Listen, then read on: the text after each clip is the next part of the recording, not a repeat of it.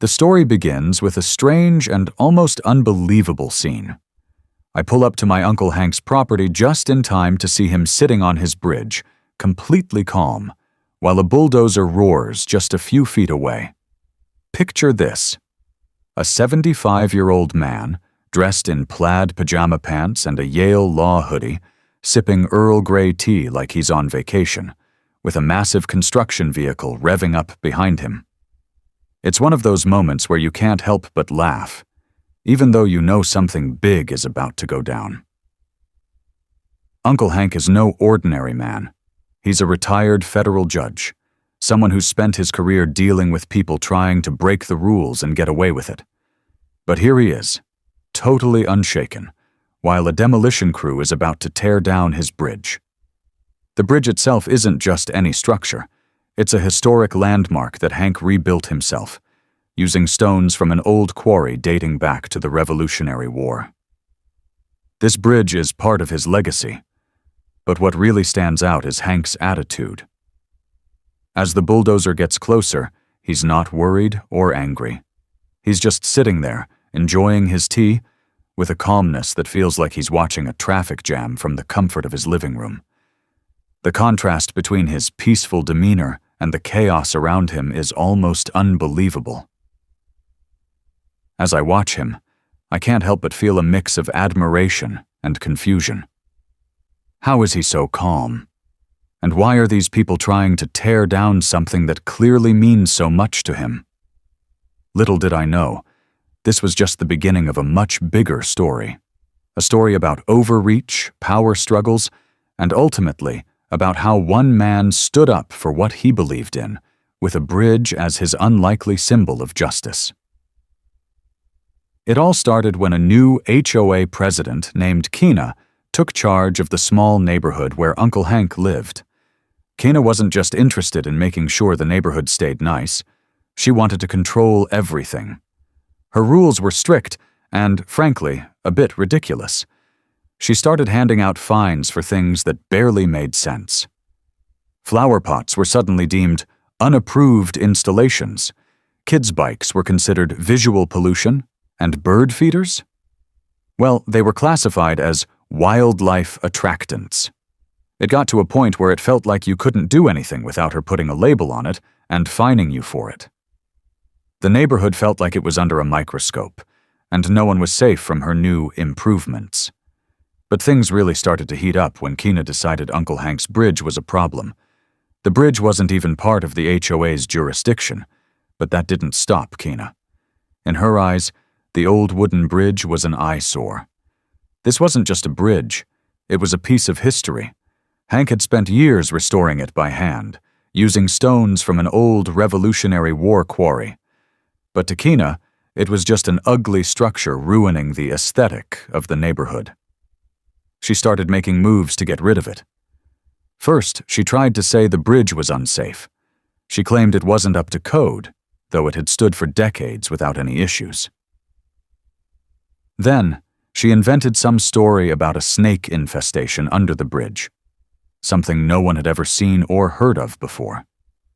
Of course, Hank wasn't buying any of it. He knew she was making things up, but Keena wasn't backing down. This was when things really started to get tense.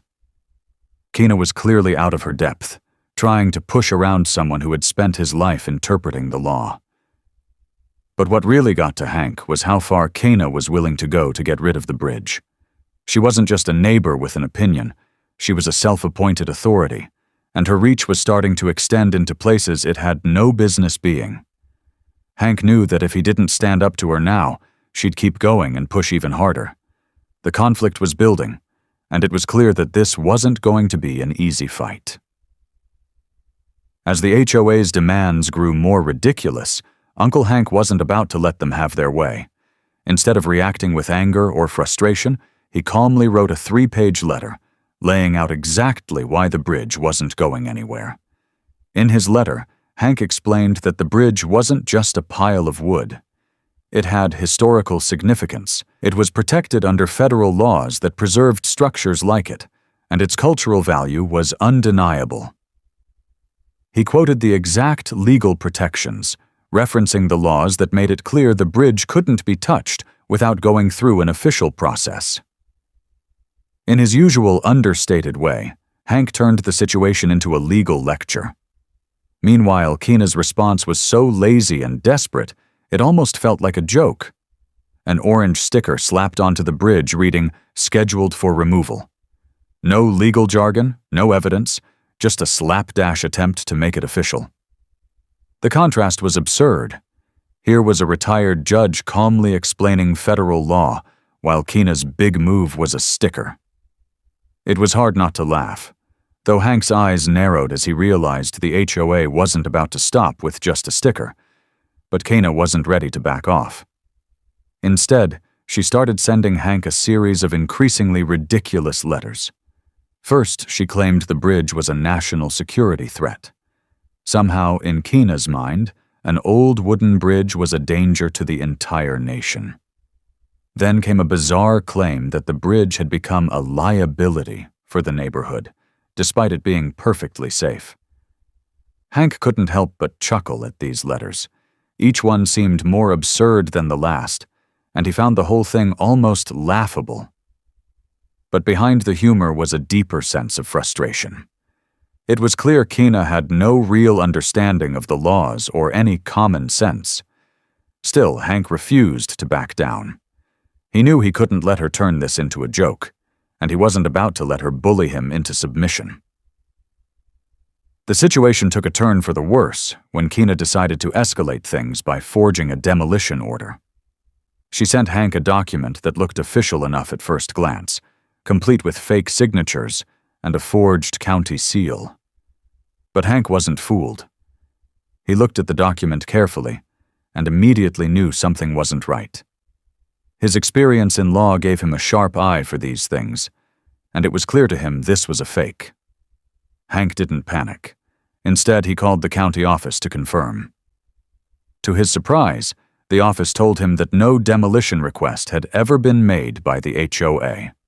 It was another blatant overreach by Keena, and this time it was crossing a line. Hank was prepared for this. He knew the HOA might try something like this, so he had already started collecting evidence and preparing for the next step. Keena, on the other hand, was getting more desperate by the day, and it was clear she had no real plan beyond trying to bulldoze her way through. The stakes were getting higher, and Hank wasn't about to let her win this one. The day the demolition actually started, Hank's calm world was about to come crashing down. I was driving up to his place for the weekend, expecting to spend a quiet afternoon with him, maybe help with some small repairs around the property. But as I turned the corner onto his street, my stomach dropped. There were construction trucks rolling down the road, their tires crunching on gravel as they lined up by the creek. At first I thought they were doing routine road work, but then I saw the direction they were heading. They weren't here to fix anything. They were headed straight for the bridge. My heart raced as I pulled up, realizing what was happening. When I got out of the car, I saw Keena standing nearby with her phone in hand, live streaming the whole thing. She looked so proud of herself, like she was on some kind of power trip. She didn't seem bothered by the destruction unfolding in front of her, like it was just another task on her to-do list. As the bulldozer revved its engine and pushed into the bridge, she flashed a smile at the camera, as if she had just won a victory. "You're welcome," she said casually. "Your uncle can use the main road now, like a normal person." Her tone was flat, as if she had no idea what she had just done, obliterating a piece of history. The absurdity of it all hit me hard.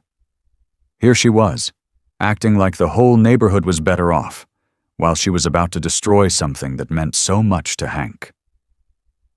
Uncle Hank, though. He didn't flinch. He was standing right there, watching it all unfold, completely unfazed. There was no panic, no sign of anger, just a calm resignation, like he knew exactly how this would play out. As the bulldozer's bucket hit the side of the bridge, the wood cracked and splintered.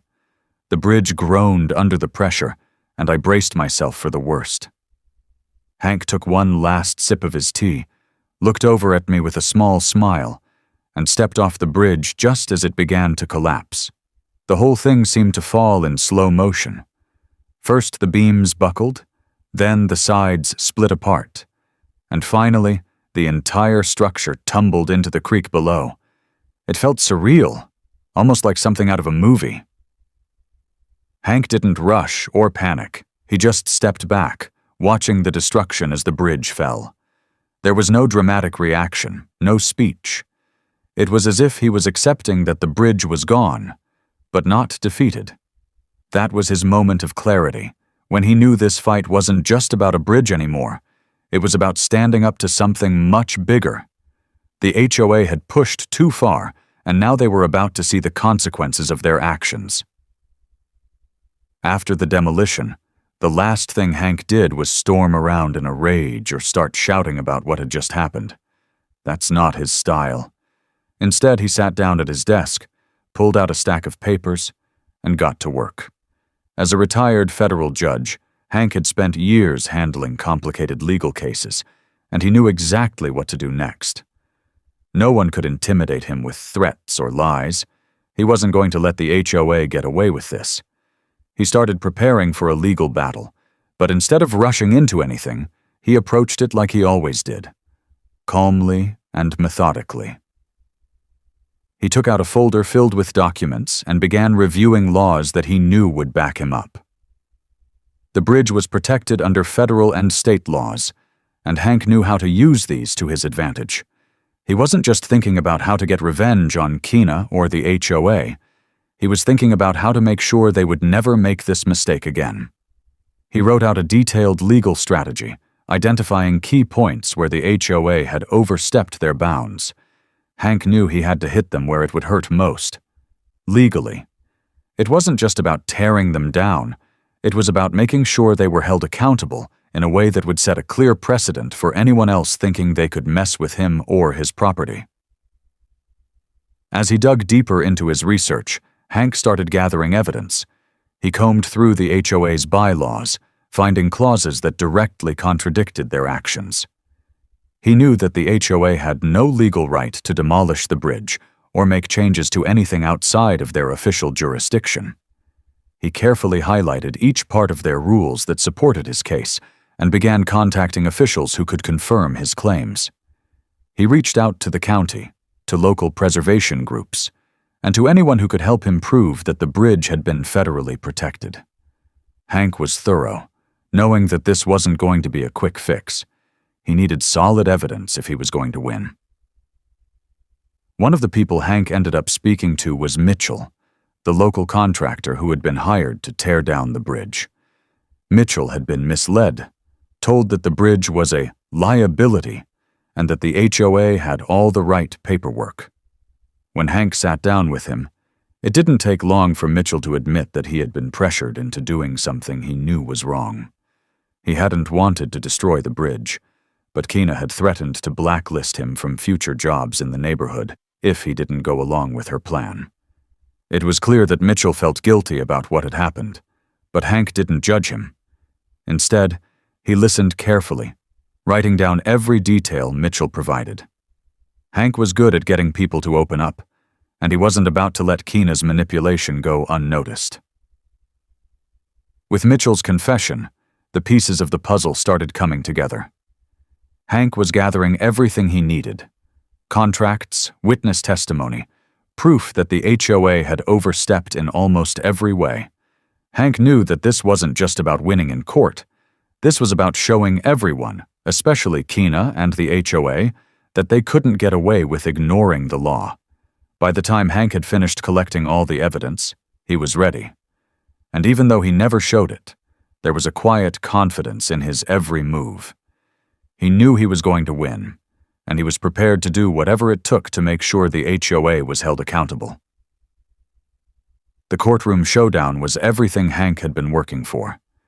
Keena, now clearly out of her depth, had hired a lawyer, someone who didn't seem to understand the seriousness of the situation. He was confident, sure, but it quickly became obvious that he wasn't prepared for the kind of case they were up against. Hank, on the other hand, wasn't just relying on someone else to argue his case. He was acting as his own attorney, and with every word he spoke, he showed the full extent of his legal expertise. He didn't rush, didn't get flustered, just calmly laid out the facts, each one carefully selected to expose Keena's mistakes. The more Hank spoke, the more Keena's defense started to crumble. She tried to argue that the bridge was a safety hazard, that her actions had been justified, but Hank methodically dismantled every point, showing how ridiculous her claims were. His approach was clear and controlled, and it was starting to wear on Keena. The tension in the courtroom was thick as Hank's confidence and precision started to shine through, while Keena's lawyer stumbled through weak arguments. Then came the key pieces of evidence that Hank had been preparing for.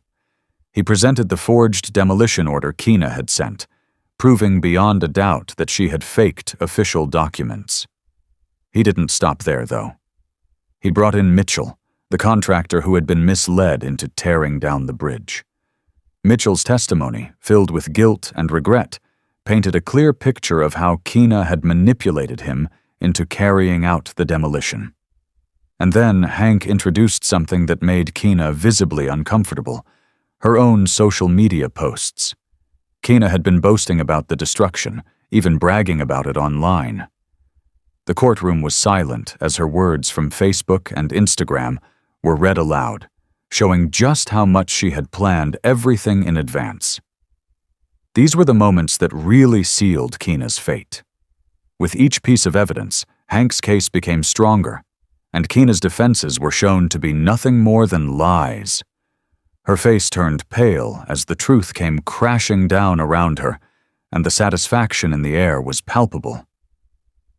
After what felt like an eternity of deliberation, the judge finally returned with the verdict.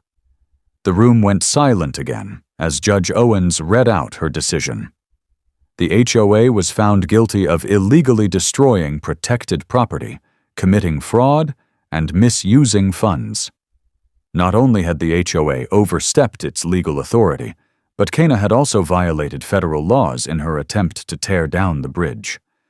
The judge's words were clear and decisive. Keena was personally responsible for the destruction. The moment the verdict was delivered, it felt like a weight had been lifted, not just for Hank, but for everyone who had seen what had happened. The fight wasn't just about a bridge anymore. It was about standing up for what was right, and in that moment, justice had been served. It wasn't just a victory for Hank. It was a victory for everyone who believes that no one should be allowed to bulldoze over history, law, or people's rights. After the courtroom victory, something unexpected happened. The neighborhood began to come together in a way no one had imagined. What had started as an ugly battle between Uncle Hank and the HOA turned into a project that united everyone. People who hadn't spoken in years, neighbors who had once stayed on opposite sides of the street, were now working side by side, rebuilding the bridge. They brought tools, carried timber, and even made sure there were snacks and drinks to keep everyone going. What was once just a piece of wood and stone now became a symbol of the community's strength. Uncle Hank, ever the judge, was there every step of the way. He supervised the work with his usual calm demeanor, making sure everything was done by the book. But even in his serious role, he didn't miss a chance to make a joke or lighten the mood. "Well," he'd say with a smile, "if we're going to do this right, we might as well enjoy the process." Watching the bridge slowly rise again, piece by piece, felt like watching the neighborhood heal, with each plank laid down a little more trust restored. It wasn't just about fixing the bridge anymore. It was about rebuilding relationships and understanding. As for Keena, her fall from grace was quick and total. She tried to move to a new neighborhood, but the damage was done. Word had gotten out about what she'd done, and no one was eager to welcome her with open arms. Her reputation was ruined, and she faded into the background, likely never to hold any kind of leadership role again. It was a quiet, unceremonious end to someone who had once thought she could control everything with a clipboard. The contrast between her downfall and the community's rebuilding effort felt like the perfect reminder of how arrogance and overreach never truly win in the end. Later, as Uncle Hank and I sat on the rebuilt bridge, watching the sun set over the creek, he shared some final thoughts. He looked at the structure, a quiet smile playing on his lips, and said, "Sometimes the justice system feels like a bridge. Long, slow to cross, but built to carry weight." It was one of those rare moments when Hank let down his guard, showing how much this all meant to him. He had fought for what was right, not just for the bridge, but for his values, his community, and his belief in fairness. The weight of his words hung in the air, but in a way that brought peace, as if the battle was finally over. Justice had been served, and the bridge, just like the truth, was solid, standing strong against everything that had tried to tear it down. The rebuilt bridge stood tall and strong, a testament not just to the physical labor that went into restoring it, but to everything it represented. It had gone from being a forgotten piece of wood and stone to something far greater, a symbol of justice, resilience, and the power of standing up for what's right. The bridge wasn't just a structure. It had become a living reminder of the community's fight against arrogance and overreach. People from the neighborhood, who had once stayed distant from one another, now had something to gather around. It was a place where they could all look back and remember how they had come together to rebuild not just the bridge, but the trust they had in each other. As Hank stood at the edge of the bridge, watching the creek flow beneath, he gave a quiet nod. There was no need for grand speeches or celebrations. In his calm way, he knew that just like the bridge, justice, when truly fought for, endures. It may take time, it may face setbacks, but in the end, it stands firm, no matter how many try to tear it down. As the sun set, casting a warm glow on the wooden beams, Hank turned to me and said, "Sometimes, things are meant to last, no matter what comes against them." It wasn't just about the bridge anymore. It was about knowing that the fight for what's right is worth it, and that, in the end, things built on truth and unity will always stand strong.